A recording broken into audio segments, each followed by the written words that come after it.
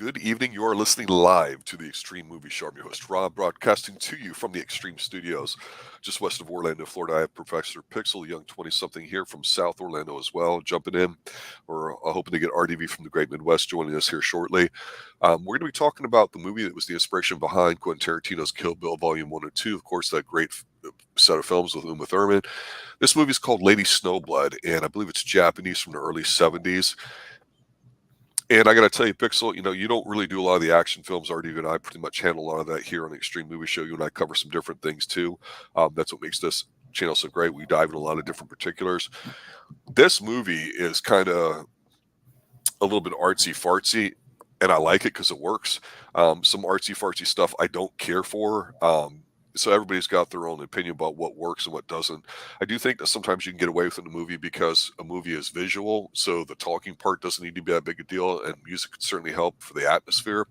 That's why when you and I just briefly touched upon Lust for Vampire, the second of the Karnstein trilogy here from Hammer Horror, just before this stream, I kind of gave an extra point to it just because, damn it, they're so good to look at. And this film here, no matter whether you like it or think it's dumb or stupid or you don't like the martial arts or the effects in it and all that, I still think it's a damn good looking film. And you get your hands on this and check it out. You can definitely see where Tarantino got a ton of his ideas from it.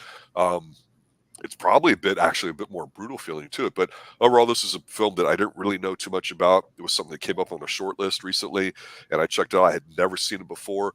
And I guess say, hey, good film. The woman's super sexy, competent, professional, smart. I mean, everything you would want in a protagonist, whether it's male, female, or to be identified, however you choose that these days. I liked it. I liked it a lot. It's a revenge film, short, sweet, to the point. No big moral message to it than that. It's done well. It's a fine film. What's your initial take? I am going to go ahead first thing and jump on what you just said and agree. This is shot incredibly well. I think that a lot of the camera angles evoke the power that they're wanting. I think the plot, it's good. It's dark, but it's good. And the action's good too. So, it has all that going for it. It's got a lot going for it for this film. I think the lead actress, I love the way she looks. When the film starts out and they call her, she is another child. A child of the Netherlands? No. Euphemism for rape. From the netherworld, yeah, but she has they make her almost gray, almost like she's possessed by a demon or something like that. But that look is powerful on top of the fact of her with the action. She does a great job, and it's very believable. I can see why Quentin Tarantino would be inspired by this film. Yeah, I'm the first one to rail on people that don't look the part, because that's obviously, I think, a given. No matter how good of an actor or actress you are, if you don't look like you can kick ass, I don't want to see you kicking ass because it's not believable and it's a slap in my face.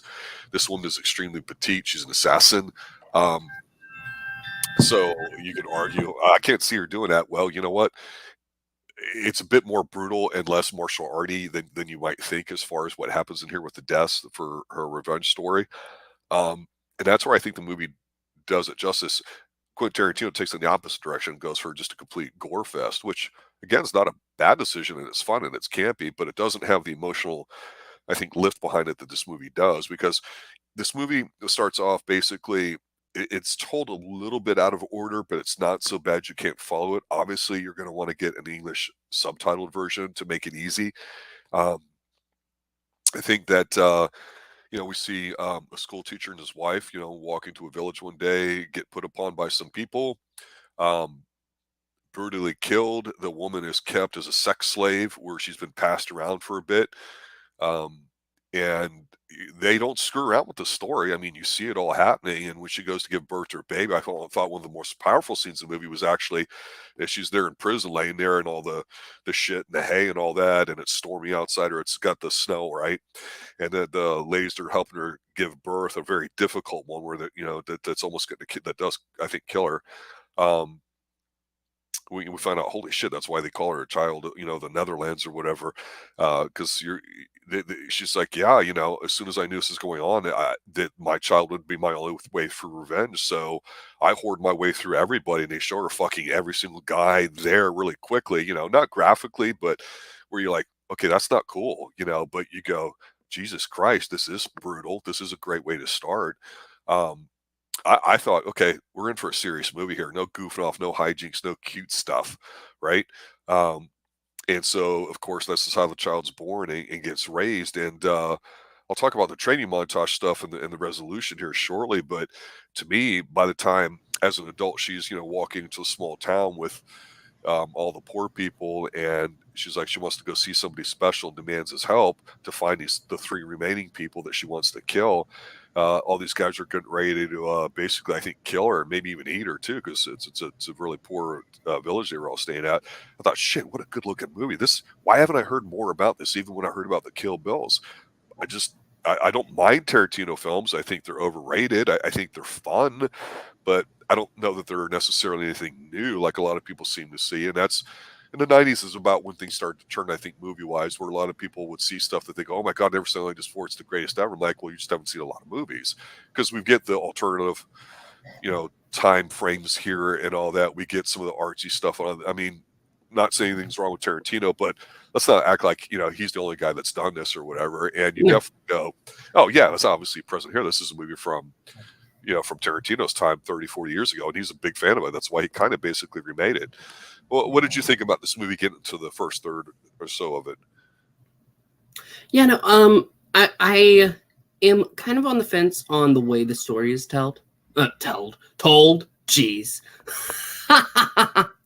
On how the story is told to us, because they start out strong with action to go ahead and get us involved while it's being cut with the birth of our Lady Snowblood here.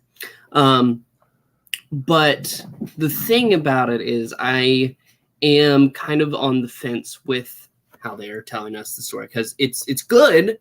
I am able to grasp everything they're telling me, but at the same time, it's kind of disjointed, if that makes sense. Well, it's told, out of time. I mean, is it hard to follow, you think?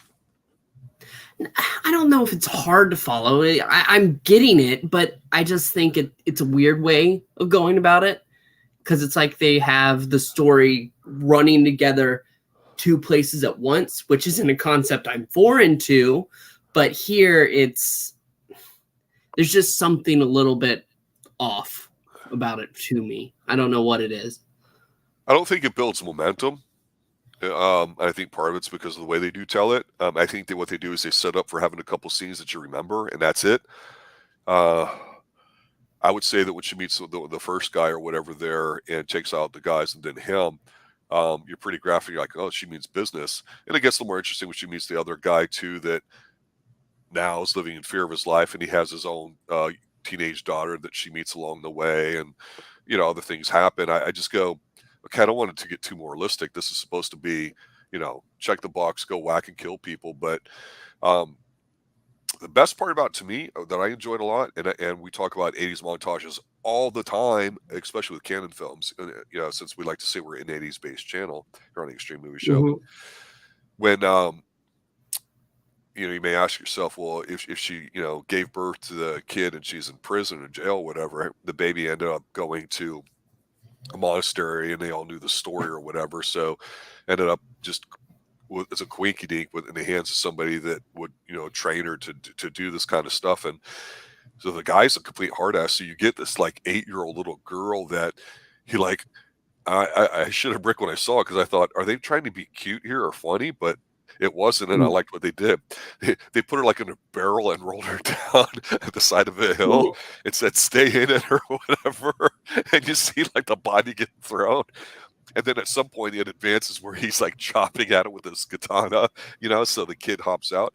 And at some point you see basically this 8-year-old girl going at it with him, where he's going at it like he wants to kill her, and she gets like her clothes ripped off, and you don't see anything. It's not like that. She gets cut up and all, and you're like, Okay, they don't do a lot with the montages, but what they do, it's great. It's, you know, we get so used to them in the '80s because it's a cool thing to see. It's a good chance to, you know, flex your muscles and show your body. Here, it's just more about the intensity of the training from a little kid's perspective. I thought, hey, the little kid's doing the right job. So I remember really liking that and thinking that was pretty cool. And it made me wonder, well, gosh, is this one of the first action montage sequences that we've seen in films? Because it's the early '70s. I'm sure there were others, maybe in westerns where they're all like, you know, gearing up, getting ready to go out and shoot the bad guys. You know, I definitely think of that Star Trek episode where they recreate the, you know, the OK Corral, where they're kind of like juicing up there towards the end. That was in the '60s, but wow, I don't know. I still thought it was done well. So I look at this movie more as a collection of scenes rather than a particular That's like exactly what it linear feels story. like. Yeah, Well, exactly what you just said. So it's a collection of scenes that are they do all a label it part of the that way story. too. Yeah. By the way, I don't know if your print said that, but on mine they did have like chapter 1, blah blah blah, and then chapter 2 was like the next person that she was going to whack. They did it that way. I don't recall seeing that, but maybe I just It missed was it. on mine on my subtitles. Absolutely, was there, and they were very Japanese flowery names about whatever, really really long Oh, descriptions.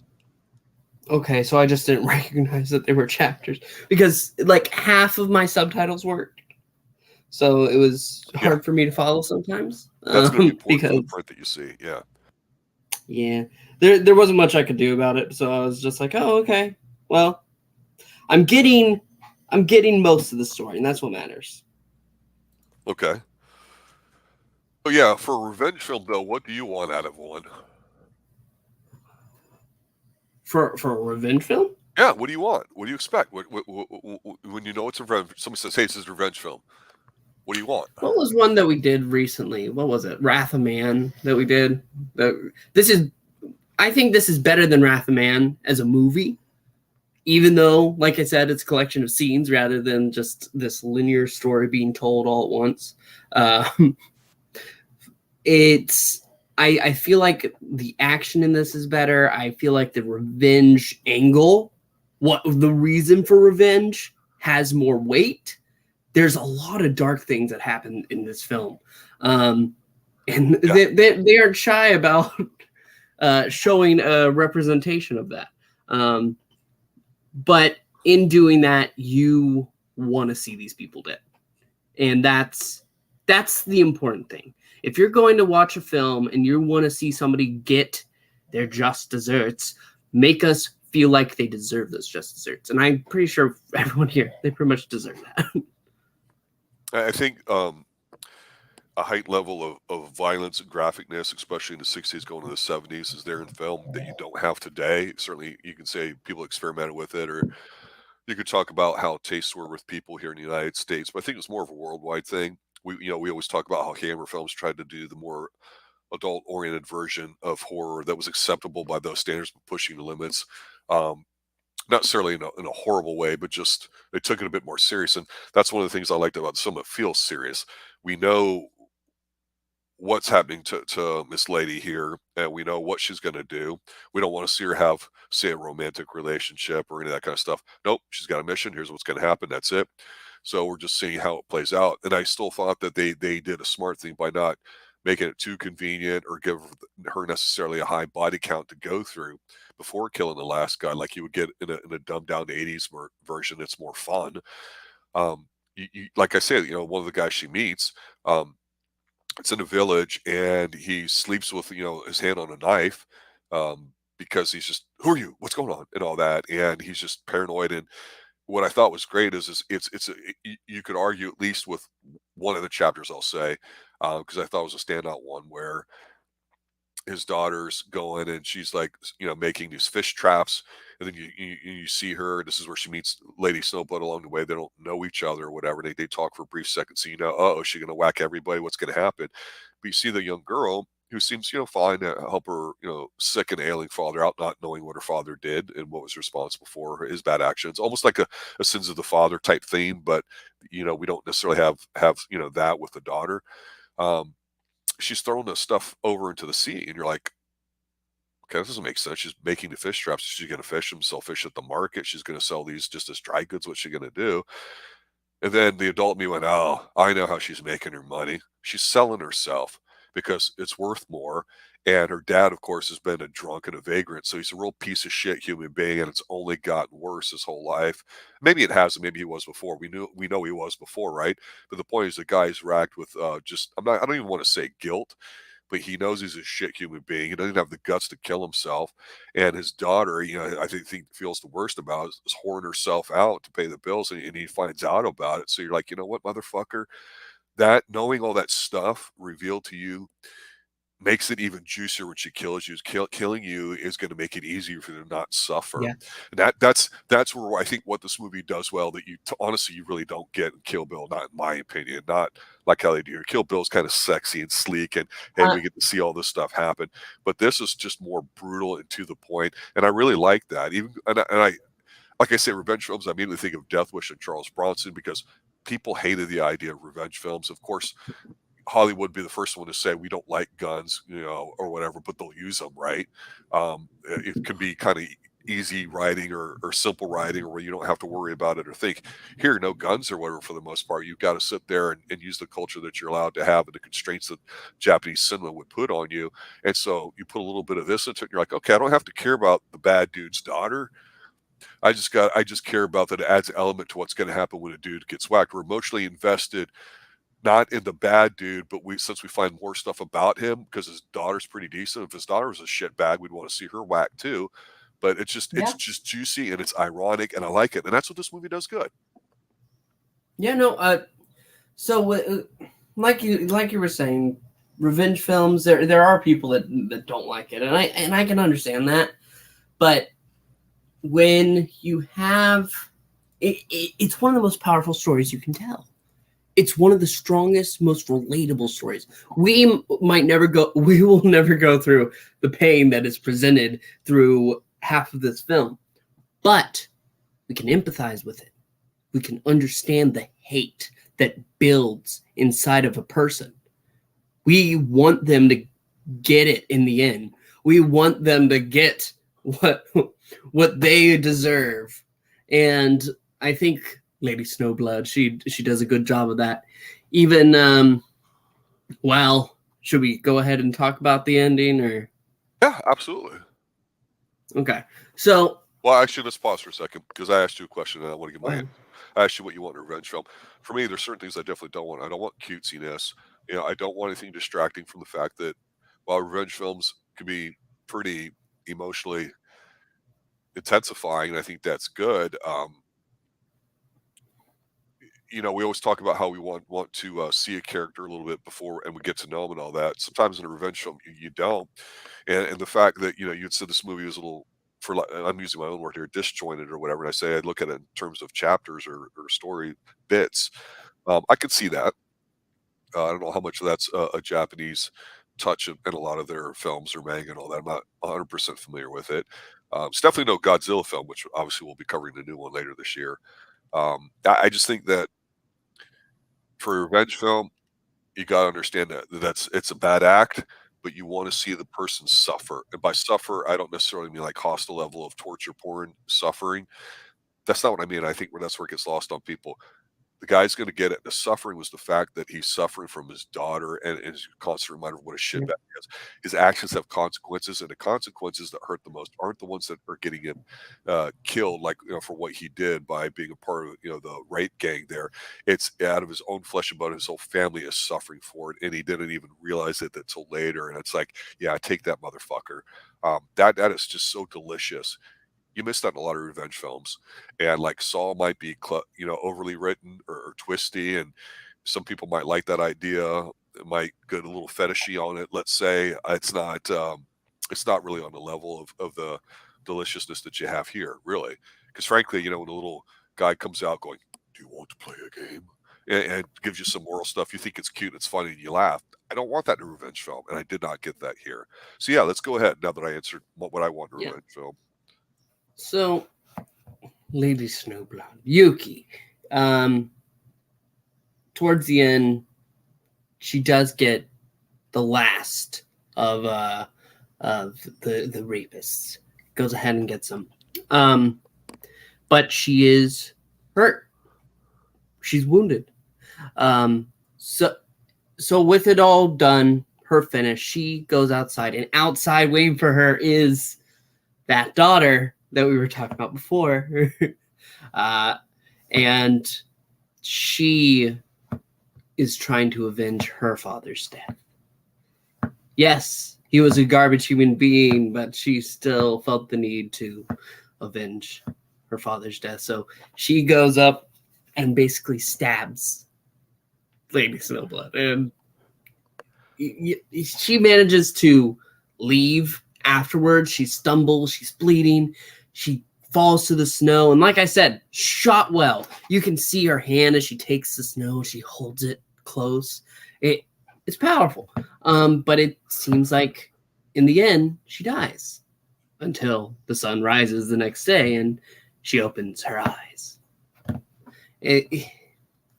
I'm not sure if I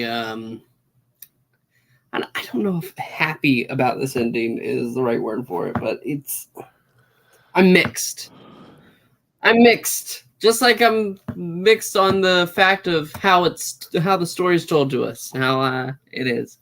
Yeah, because I agree with you, because it's like, do we really care about the person at the end? Because they're just the vessel, really, for the revenge to take place. And so, Yeah. when you ignore somebody and you're not emotionally invested in them, how much revenge do you really want? I mean, what makes Rocky such a great movie is that it's a love story. It has nothing to do with boxing. Boxing is just the template for him to, achieve, some self-esteem, if you want to call it that. And of course, he did that by going the distance. And that's what makes, the second one very powerful as well. Because he just, he can't do it because his priorities, his wife's guilt shaming him and all that. And she gives him the win speech. And then you're like, okay, you got chills on your arms. And you're like, all right, I just want to crush it. And a lot of reviewers back in the day, even to this day, would go, yeah, it's cheesy, it's campy, it's very manipulative. And a lot of people did not like the over-reliance on not even guns, but nudity and excessive violence in movies from the 60s going to the 70s. And people got outraged because everyone started thinking that, hey, these movie people are taking the easy way out. They're lowering their standards. I don't necessarily disagree with that. But at the same time, too, when you haven't done a lot of something like this, at least by American standards at that point, something's going to be that way, whether it's the Dirty Harry ones, whether it's the Death Wishes. And I think the problem with a lot of them from the American perspective is that Dirty Harry, you kind of liked him because you thought he was cool, and it's Clint Eastwood. You knew who he was even back then. But it's a cop, right? So in a way, it's kind of weird because you're rooting for a really militant arm of the government, even though he's supposed to be the good guy. And by today's standards, we'd think of it that way. Back then, I don't know. But that was the interesting thing about Death Wish with Paul Kersey, is the guy's like an architect, and he's basically, what we'd call a classical liberal. He was just liberal, believed in big programs and all that, didn't believe in guns, not like the way we talk about things today. And, he almost grows to like it. And everybody loves Charles Bronson, goddamn. So, of course, you're going to want to bring him back. I'm not so sure here with Lady Snowblood that with what little we really did get to see about her personally, I don't know enough about the guy or how big of a film it was. Maybe they all knew all along this is going to be a decent hit, so we got to leave it open. But you're right. I think the ending, I don't know how it could have been better. I don't know if she should have automatically died, but what do you do with once you get your revenge? That's kind of the whole point. Be more cynical if you got it, but then you died at the end, because that's really all you were trained for. You don't know how to be a normal human being. You're a killing machine. So yeah, there is a second film, like I mentioned briefly in chat. Well, and I don't know anything about it, so I don't think it's a continuation, but it obviously probably is in some way. That's just where things get Hollywooded out, or the Japanese version of this. I think that I didn't want her to die. I don't think that, like in a realistic sort of way, that is the only path. But you want not a fairy tale ending, but you want the person to succeed and live. You want them to have a future. You have to hope they have a future. And that at the end, obviously, it's implied that she does, because, hey, I slept off my stab wounds and I'm still alive. but it's just, I think it could have been done better. I don't think that the woman whose father was selling her deserved to avenge her father, if that makes sense. Yeah, it makes sense, because he was garbage. He was utter garbage, and the only thing she did it out of is familial loyalty, and it's trash. It's horrible. That's it could have bad. been an interesting sequel idea now that we're talking about it, where that's kind of the theme of the first one, because, you know, she realizes, hey, I did all this because I was manipulated as a young kid and programmed forward. And you know, there are revenge stories out there, whether it's, you know, was it La Femme Nikita, where, you know, the sexy female, you know, assassin thing, it's out there. That's been redone several times. Let's not forget Hannah, which is kind of interesting, but you kind of get lost watching because you're like, why do I care? I mean, so I don't know. That's why revenge films usually are one note, but they're pretty intense. And sometimes a lot of films, you can be intense in different ways. And to me, this movie definitely has it. But I'm like, you know, I'm like, okay, where does this leave us? What are we going to do?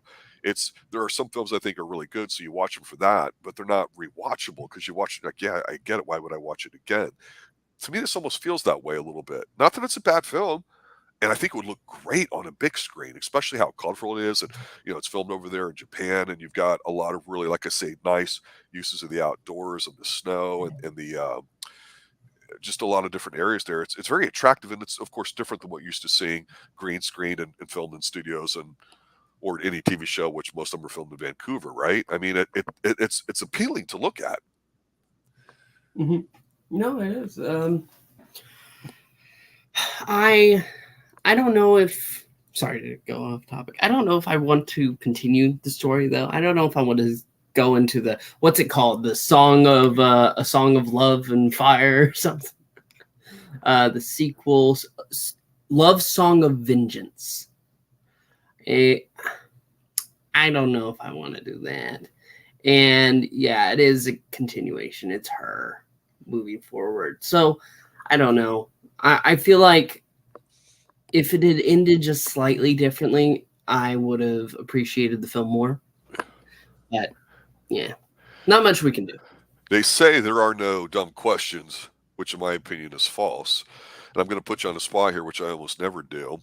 And they say never ask a question you don't know the answer to, which I also disagree with. However, I know the answer to this one. Really, it's my opinion. But I wanted to ask you this since we're talking about revenge films. We don't normally bring this up as a theme, and normally we talk about like the Too Extreme Horror Show or the Extreme Action Channel. You know, we just kind of say, hey, this is the type of film that we're dealing with, right? To, you know, extreme TV, right? But in terms of revenge, can you off the top of your head, being a theme that I think is great, it can give you drive and purpose for something, can you take a moment and think about what the greatest revenge story is of all time? Whenever I think of revenge films, I think of like Death Wish. Obviously, I think of something like this. I think of other things I've seen. The female getting revenge is always something. That was the theme too. Women getting raped and putting it back on the men or whatever, especially in the 70s too. Don't get me wrong. I Spit on Your Grave, I think was one. Last House on the Left, a bunch of others. Obviously, it's a horror film, but that's more I think of an exploitive type thing, which I don't care about. That's fine. But in terms of high story, I know one immediately comes to mind, but I want to hear what you might have to say before I give you my answer. One of the greatest stories of revenge. There's one in my mind, but I can't think of the name. I can't even think of really anything about it. It's like it's there as a ghost. All I really remember is once it's done, the main character does die because that was what his life was dedicated to. Like, Yeah, one of the themes I think that is universal, whether you look at it from a religious context or not, is suffering.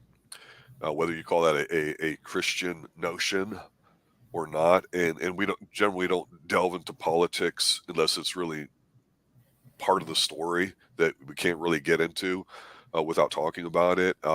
We usually don't pick sides with any of those things on all that. It's not this kind of channel. We've always prefaced that with people. We just want to talk about what we like and we don't like with the film. But suffering is something I like. I like seeing a human overcome things, testing their will and all that. But I think perhaps the greatest story, and I didn't say movie, I said story, when it comes to revenge is The Count of Monte Cristo. It's absolutely phenomenal. It's just a great story to read. There's a lot of stuff to it.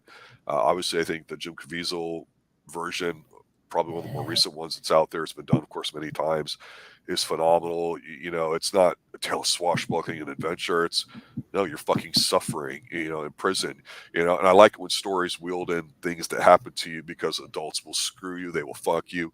It's like they say at the beginning of Conan, you can't trust anybody, not your wife, not your pets, not anything. You just the steel, which means of course it's you that you trust, and that's it.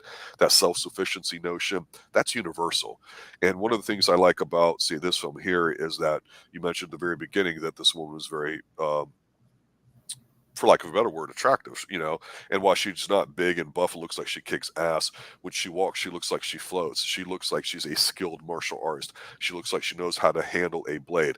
Yes, it's choreographed. Yes, and I have to say this, it's got the Japanese version of blood squirting where you're probably 100 psi instead of 18 or whatever it normally is in the human body. I don't even know. And, Mhm. you know, where a limb gets, you know, flayed off with a sword, you get gratuitous amounts of blood. I love that. It's a bit campy, but I do like it. But you get Mhm. her and you go, yeah, she just looks like the part. She looks serious. She's got everything I want in a revenge film there too. But in The Count of Monte Cristo, there's a lot more suffering, I think, that he goes through. But he learns a little bit more about himself as a human being growing into that role. And he realizes, shit, this whole time, my whole life, I'm doing everything revenge, and I do get it. But how can I do it without going right out and killing somebody? And it takes it to just another level where he learns to ingratiate himself in high society and affect the other people in ways that it hurts them. And I think that that's, like I said, probably the epitome when it comes to revenge. This is almost at that kind of level as far as that, but it's also, I would say, a movie, not a story. Actually, I think it was based off of some Japanese manga, so I'm unfamiliar with that. I know over on the channel that you and RDV typically do a lot of things on the Geeky Puppet Show. This might be something that might be up your alley. We've talked about doing crossovers. You know, the manga you guys review it, then we review the movie over here, and we've been trying to work on Yeah. fleshing that out a bit. But to me, when I read that this was from that, I go, oh, I can see where in the movie they got some inspiration for some of their scenes because it almost feels comic bookish to me. And I don't know what you might have thought about that, but I definitely wanted to bring that up. I mean, yeah, I read that apparently it was based off of manga too. Which I mean, I'm pretty sure Lone Wolf and Cub, another That's a popular classic one Japanese. I've heard of. Yep. That's one that's based off of a manga. It's so obviously there's an interest. I've always had an interest in reading those, especially Lone Wolf and Cub, because it is such a powerful story dynamic that is used many times. Warrior has to take care of a child. There's something there. It's like magical. This doesn't have that much magic in comparison, but it does its job, and that's what matters. It does its job, and I think overall, it's a good revenge film. Best of all time, I don't think I would say that, but it's definitely solid. Any other final thoughts or any other observations about it? I know it's kind of a different film that you're usually not a part of, but again, being the young 20-something on it, you offer usually typically your unique views that other people may not have. That always like that. I think I should go ahead and mention, for the sake of our good friend, real Dr. Bateman, that blood, yay! There's a lot of bright red blood. It's fun. Yeah, it's definitely worth a watch if this is your type of whatever. It's definitely a film that if you haven't heard about, you don't know about it, you're not going to know. Obviously, we're talking about a film that, gosh, is what, over 50 years old now, and it's weird saying that, but you know, we talk about Humphrey Bogart movies, and those movies are what, 60, 70, 80 years old, some of them. I mean, my God. So if it's a good film, it's a good film, and that's why we like talking about different things and tastes, and we go through these. Obviously, we're trying to focus more on the horror films. As the horror season's now upon us and everything too. But like I said, if you have any suggestions, all those are out there. It's like, you know, let us know. We'll take it under advisement. Well, obviously, like the engagement that we get in chat when we're talking about film, because it's something exciting that you guys are interested in too. So, you know, I'm glad to see, you know, the usuals showing up here in chat. And I appreciate you guys retweeting and everything else there too. Got a lot of engagement on the Vampire Lovers, the first one that we did, it's about 200 views now, which for us as a young growing channel, getting close to being monetized is pretty significant. So I thought that was pretty interesting too. So another reason why I wanted to continue that, and we wanted to kind of make sure that we got a Lady Snowblood too. So next week's movie to be determined. Anything you need to plug, Pixel, before we call it a night? Check out the Geeky Puppet Show tonight for I don't know if you can call it a story of revenge, but Peter Parker will want some revenge after Doc Ock hits on his aunt. Yeah, that's what a web of intrigue that sounds like, sir. That's it, though. That sounds like a story that I ate up once. I don't know. Yeah. Anyway, all right, guys. Thanks for watching. Thanks for listening. Remember where you came from after becoming a big time YouTuber.